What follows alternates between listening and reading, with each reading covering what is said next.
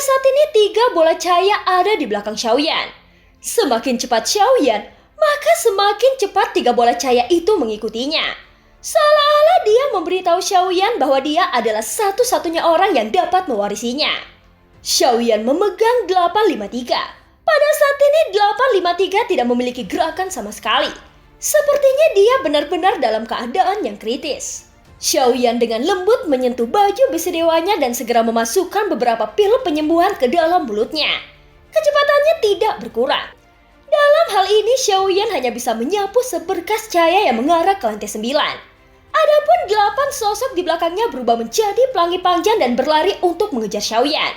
Terutama 3 bola cahaya merah darah yang sangat menarik di belakang Xiaoyan, yang membuat semua orang cemburu dan mengejarnya. Faktanya Xiaoyan sendiri dalam keadaan baik. Pertempuran sebelumnya hanya untuk berpura-pura. Bahkan dia sama sekali tidak menggunakan kekuatannya sendiri. Dia hanya mengandalkan baju besi dewa. Karena hanya dengan cara ini dia tidak akan diekspos. Wush! Beberapa sinar cahaya dingin meraung di belakangnya. Itu terbungkus dengan angin yang sangat kencang. Terlihat seorang pria memegang busur yang besar menarik tali busur dengan gila. Dan terus menembakkan panah ke arah Xiaoyan. Dan beberapa sidik jari mengembun dengan cepat. Seolah-olah mereka berencana untuk mengatur larangan untuk menunda Xiaoyan. Sebuah topeng terkondensasi di atas kepala Xiaoyan dalam sekejap mata. Dan kemudian meraung ke arahnya. Tepat ketika topeng cahaya menutupi Xiaoyan, cahaya biru tiba-tiba muncul dari Xiaoyan. Dalam sekejap formasi terlarang yang diselimuti mulai runtuh dalam sekejap. Adapun panah yang menderu di belakangnya. Xiaoyan mengandalkan kecepatan dan fleksibilitas sayap Valkyrie yang sangat cepat untuk menghindarinya. Selama pengejaran 8 orang, mereka langsung menarik perhatian banyak tokoh di sekitar mereka. Mendengar deru yang berderap, mereka menatap ke udara satu demi satu. Melihat 3 bola cahaya merah yang tergantung di belakang Xiaoyan dan melihat 8 orang yang berlari kencang di belakangnya. Orang-orang ini dapat dengan cepat menebak sesuatu. Apakah mungkin orang ini merampok warisan mereka? Ucap orang-orang yang menyaksikan adegan ini. Seharusnya benar. Lihatlah ketiga bola cahaya merah itu. Itu memancarkan roh sihir yang kuat. Itu pasti warisan Raja Iblis Tianhe. Orang ini juga sedikit gila. Jika dia ingin menelan warisan itu sendirian, tidakkah dia ingin mati? Jawab orang lainnya. Ayo pergi dan lihat. Jawab yang lainnya. Pada saat ini lantai 8 yang awalnya sepi seketika menjadi sangat ramai. Para pengejar di belakang Xiaoyan terus mengejarnya. Mata mereka semua tertuju pada bola cahaya merah di belakang Xiaoyan. Dan mereka tidak akan menyerah untuk mendapatkan warisan itu. Pada saat yang sama semakin banyak orang yang kuat bergabung. Banyak orang yang ingin memaksa Xiaoyan untuk tinggal. Dan beberapa orang bahkan muncul di depan Xiaoyan. Mata Xiaoyan sedikit kental dan tidak menunjukkan belas kasihan. Di wajah orang di depannya, dia mengangkat tangannya dan meninjunya. Keluar dari sini, ucap Xiaoyan matanya menunjukkan tatapan yang dingin. Pada saat ini apakah dia berasal dari dunia Taiso atau tidak? Dengan 3 warisan ini dia telah menjadi sasaran kritik publik. Tetapi Xiaoyan tidak ingin menyerahkan warisan kepada orang lain. Lagi pula dia juga perlu mewarisi warisan ini. Mungkin ada warisan yang bisa membuatnya meningkatkan kekuatannya. Oleh karena itu Xiaoyan tidak melepaskan 3 bola cahaya merah ini. Dalam menghadapi orang yang ingin menjara warisannya, Xiaoyan mengambil tindakan tajam dan kasar. Dong, dong, dong. Dengan suara teredam pukulan Xiaoyan berisi kekuatan keabadian dari avatar Yuan Shen. Yang berdiri di depannya adalah pria kuat di langkah keempat. Pada saat ini seseorang yang berdiri di depannya adalah pria kuat di langkah keempat. Di hadapan pukulan Xiaoyan, dia juga mengambil tindakan dengan percaya diri. Tinju keduanya saling bersentuhan.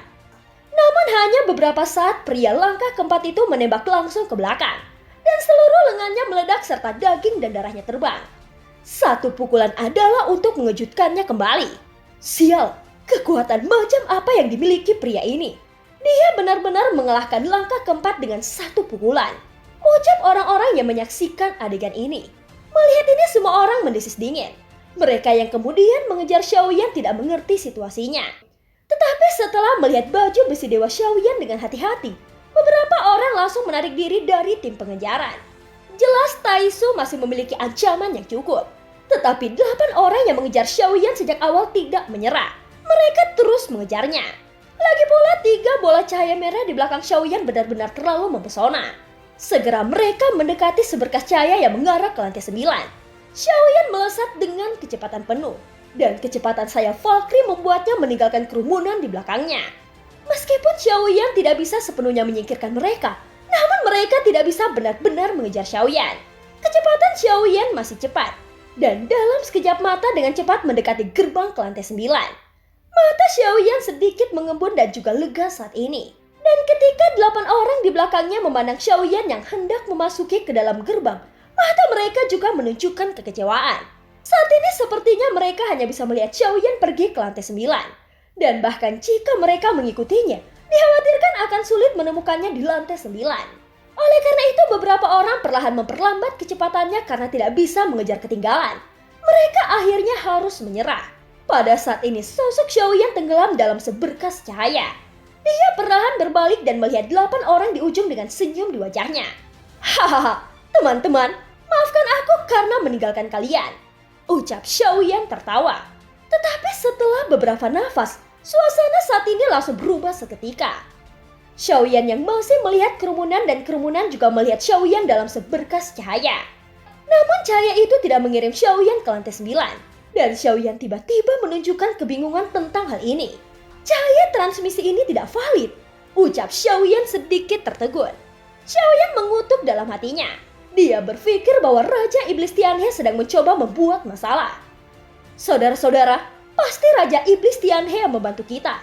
Tidak masuk akal bagi orang dari dunia asing untuk mewarisi warisannya, ucap salah satu dari sosok itu. Melihat Xiaoyan yang tidak menghilang, seseorang langsung memarahi mereka dengan marah. Segera setelah semua orang yakin, mereka menginjak kekosongan dan berubah menjadi pelangi panjang lagi dan langsung menuju Xiaoyan.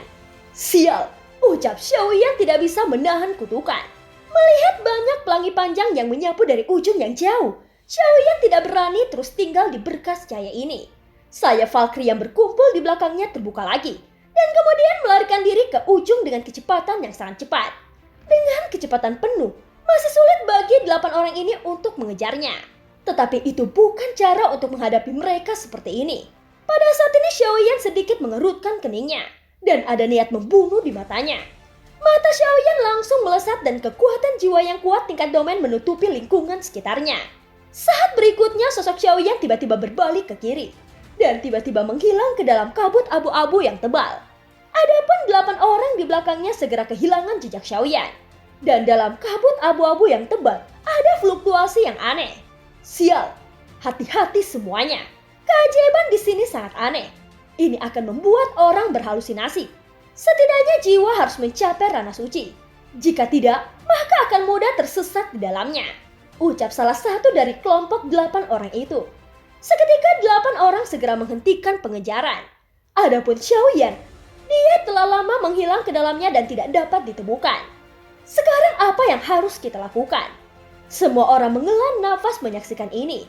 Jelas mengejar ke sini telah membuat mereka merasakan niat untuk mundur. Kecepatan Xiaoyan begitu cepat sehingga hampir tidak mungkin bagi mereka untuk mengejar ketinggalan. Ya, aku tidak ingin warisan itu. Kau bisa melakukannya sendiri, ucap seorang pria memegang tinjunya dan menangkupkan tangannya. Dan dia hendak pergi dari sini. Setelah satu orang memutuskan untuk berhenti, yang lain langsung terguncang. Dan mata mereka semua berniat menarik diri dari kelompok ini. Aku khawatir sudah terlambat untuk pergi sekarang. Aku tidak tahu apakah kau telah menemukan bahwa ada peradangan hitam aneh di tubuhmu yang tidak dapat dihilangkan dalam hal apapun, jawab seorang pria. Pada saat ini seorang pria tiba-tiba membuka mulutnya dan mengatakan bahwa begitu dia mengatakan ini, mata semua orang mulai terkondensasi. Jelas mereka memiliki peradangan hitam aneh yang dikatakan orang ini di tubuh mereka. Sepertinya setiap orang memiliki peradangan hitam aneh di tubuh mereka. Aku khawatir kita semua telah ditandai oleh orang Taisu ini. Jika kita pergi saat ini, dia pasti akan membalaskan dendam kepada kita satu persatu. Jadi apakah kau berencana untuk bertarung secara terpisah? Atau masuk ke sini untuk berjuang demi hidup dan mati? Ucap pria itu. Setelah mendengar apa yang dikatakan, semua orang memilih untuk tidak pergi. Semua orang bisa saling menjaga setelah masuk. Selama kita menenangkan pikiran kita tepat waktu, maka kita akan baik-baik saja, ucap pria itu. Semua orang setuju ketika mereka mendengar kata-kata itu. Dan mereka semua mengerti keseriusan masalah ini. Meskipun peradangan hitam dalam tubuh tidak akan menyebabkan kerusakan apapun, keberadaan peradangan hitam membuat mereka menonjol seperti cahaya yang sepi di malam hari. Orang-orang Taisu sangat pendendam. Jika kita tidak bekerja sama untuk memberantas mereka, kita akan dibalas oleh mereka. Jadi jangan ragu lagi. Sekarang situasinya telah berkembang dan tidak akan ada jalan keluar. Terlebih lagi 3 bola cahaya merah masih mengandung warisan Raja Iblis Tianhe. Ucap pria itu. Jadi pada saat ini kita harus bergandengan tangan untuk melawan musuh bersama. Salah satu pria Taisu itu tampaknya memiliki cedera yang sangat serius. Dan yang lainnya juga terluka ketika menghancurkan Raja Iblis Tianhe. Jadi jangan lewatkan kesempatan ini. Ucap pria itu melanjutkan. Kita akan membunuh bersama dan menghancurkan 2 orang Taisu ini. Pada saat ini kekuatan berbicara bukanlah yang terkuat. Tetapi setiap kata-katanya memang masuk akal. Semua orang tidak membantah. Mereka mengangguk serius dan kemudian dengan tegas berubah menjadi pelangi panjang memasuki kabut abu-abu tebal dan terus mengejar Xiaoyan. Dalam kabut abu-abu, Xiaoyan mendapatkan manfaat dari kekuatan jiwa domain dan tidak terpengaruh oleh energi iblis dalam waktu singkat.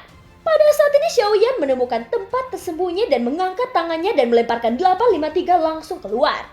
Dengan keras dia jatuh ke tanah. Xiaoyan melihat 853 yang jatuh ke tanah dan bahkan memantul. Matanya sedikit kental. Jelas Xiaoyan sengaja melakukan ini. Dia ingin melihat apakah 853 berpura-pura. Namun untungnya dia tidak berpura-pura, jadi agak tidak sopan membuang sampah dengan cara yang sama. Xiaoyan tidak berniat berurusan dengan 853 untuk saat ini. Itu tergantung pada keberuntungannya sendiri sekarang apakah dia hidup atau mati. Sekarang 3 bola cahaya merah di depannya adalah masalah pertama yang ingin dia selesaikan. Xiaoyan terus bergerak menuju kabut abu-abu. Setelah menjaga jarak tertentu dari 853, dia menemukan tempat tersembunyi dan duduk. Meskipun ada perlindungan dari sang ratu, Xiaoyan tidak ingin lebih mengandalkan kekuatan ratu seperti biasa. Kecuali itu benar-benar waktu ketika dia tidak bisa menyelesaikannya. Pada saat ini Xiaoyan mengatur susunan pada saat pertama kalinya. Setelah Xiaoyan mengatur susunan langit, dia tidak berhenti tetapi terus mengatur larangan guntur. Xiaoyan tidak pandai dalam susunan, sehingga setelah Xiaoyan mengatur susunan, dia ditertawakan oleh tahanan roh. Hahaha, bisakah keduanya dihitung sebagai susunan formasi? Ucap suara sarkasme tahanan roh itu keluar. Seolah-olah ia memiliki hak yang cukup untuk berbicara tentang formasi. Xiaoyan tidak memperhatikan tahanan roh, tetapi terus menghiasi 24 gerbang dewa. Ketiga susunan ini adalah semua susunan yang akan dilakukan Xiaoyan saat ini. Setelah penataan Xiaoyan selesai, tahanan roh terlihat seperti lumpur yang tidak bisa menopang dinding. Xiaoyan menatap tahanan roh itu dengan serius, lalu berkata perlahan, "Hei, apa yang kau lihat? Ini sudah menjadi level penuhku. Jika kau tidak menyukainya, ambil tindakan untuk membuatnya lebih lengkap," ucap Xiaoyan. Seketika tahanan roh langsung bersembunyi di bawah lengan jubah Xiaoyan. "Aku bisa membantumu, tapi kapan kau akan melepaskanku?" Ucap tahanan roh itu meraung dengan marah, tetapi Xiaoyan mengabaikannya. Pada saat ini Xiaoyan sudah duduk, melihat 3 bola cahaya merah yang tergantung di depannya. Terlihat tahanan roh yang sedikit mengerutu. "Kau bisa pergi kapan saja," ucap Xiaoyan. "Hah? Apakah itu benar?"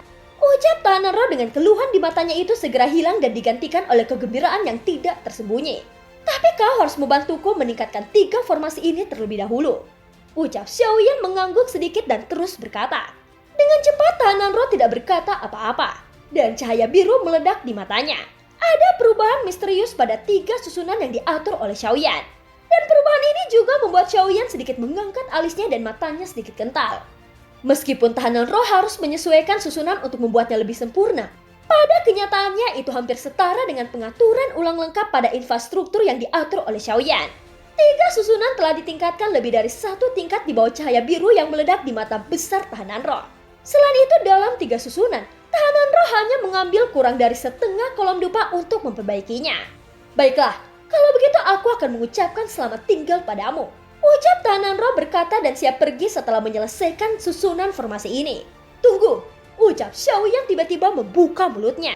"Hei, kau tidak bisa menarik kembali perkataanmu. Kau baru saja berjanji padaku, jika kau tidak membiarkanku pergi, aku akan bertarung denganmu," ucap tahanan roh tiba-tiba meraung dengan marah. kapan kau akan kembali? Ucap Xiaoyan tidak marah, tetapi berkata dengan acuh tak acuh. Aku tidak yakin.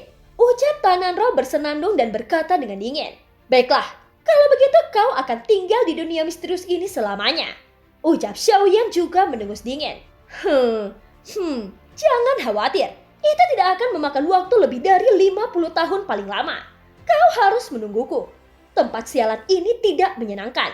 Aku akan kembali ke Sensi. Ucap Tananro langsung tersenyum dan Xiaoyan mengangguk perlahan. Ya, jika kau tidak kembali dalam 50 tahun, aku tidak akan menunggumu. Ucap Xiaoyan setuju. Pada saat yang sama Tananro itu mengerutkan bibirnya dan berbisik. Aku tidak ingin menunggu. Ucap Tananro itu mencibir. Tetapi dia tidak membantah. Dan segera dia menarik diri keluar dan siap untuk pergi. Tunggu, saat ini Xiaoyan tiba-tiba menghentikannya lagi. Pembunuh 1000 pisau, apalagi yang akan kau lakukan? Dan jangan bilang kau tidak rela aku pergi. Ucap Tananro dengan marah. Xiaoyan menatap Tananro. Meskipun keduanya adalah pasangan musuh bahagia, mereka sebenarnya saling membantu pada saat-saat kritis. Baiklah, aman. Setelah sedikit jeda, Xiaoyan berkata serius kepada Tananro.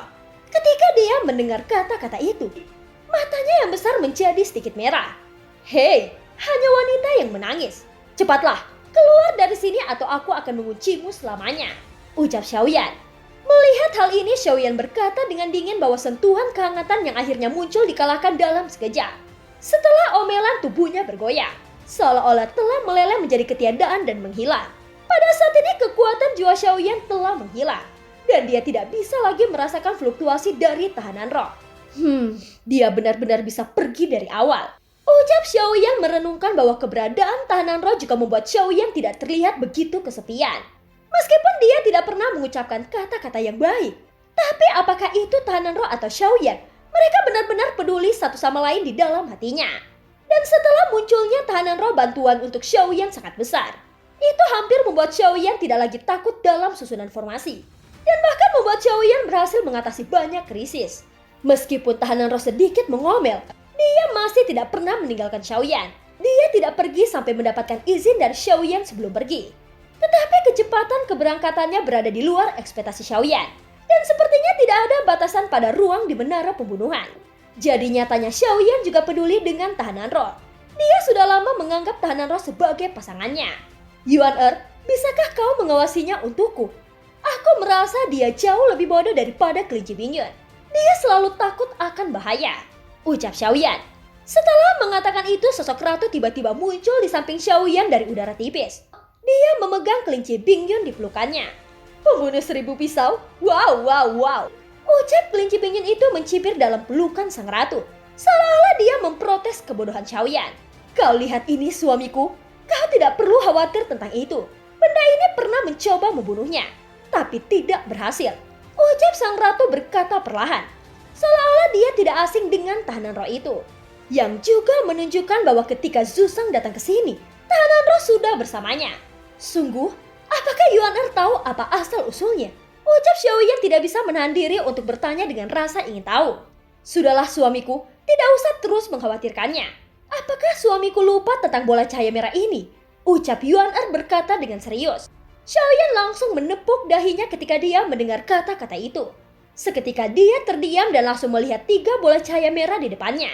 Ini masih belum terlambat, karena Raja Iblis tetap ingin memberikannya, dan dia hanya menerimanya secara langsung. Pada saat ini Xiaoyan langsung melihat kepada salah satu bola cahaya merah, dan lengannya tiba-tiba menculur dan langsung tenggelam dalam bola cahaya merah. Tidak ada halangan sama sekali. Lengan Xiaoyan menembus ke dalam bola cahaya merah dengan sangat lancar. Adapun bola cahaya merah itu memutar dengan gila setelah lengan Xiaoyan menembusnya, dan kemudian meledak dengan keras. Setelah bola cahaya merah pertama meledak, lengan Xiaoyan tetap aman dan sehat. Pada saat ini liontin giok merah muncul di telapak tangan Xiaoyan. Tetapi sepertinya tidak lengkap. Itu hanya setengah dari liontin giok. Dan film pun berakhir. Terima kasih udah dengerin Mihu dari awal sampai akhir ya. Sampai jumpa.